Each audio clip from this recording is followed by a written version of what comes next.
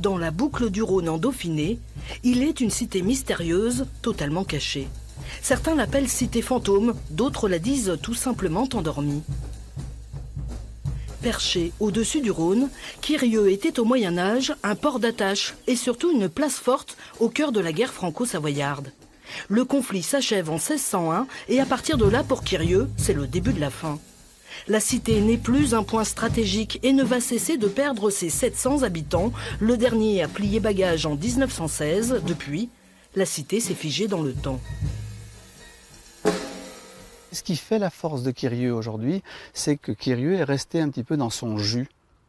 Et on retrouve les traces vraiment du Moyen-Âge. Il n'y a aucune construction d'aujourd'hui. Et c'est vraiment le point fort de Quirieu. Vous êtes dans le Moyen-Âge.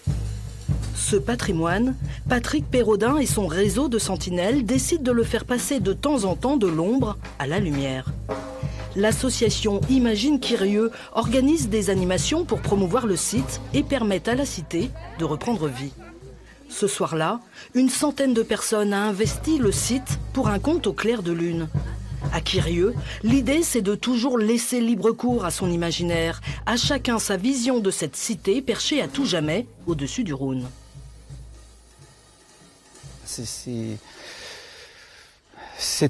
force du Rhône et à la fois cette tranquillité qu'il nous amène au pied de Quirieu qui fait tout le charme de ce site. Ah, si j'avais pu puiser un peu de cette force. Une semaine sur la Via Rona et je n'avais même pas exploré le quart de la moitié de ses méandres.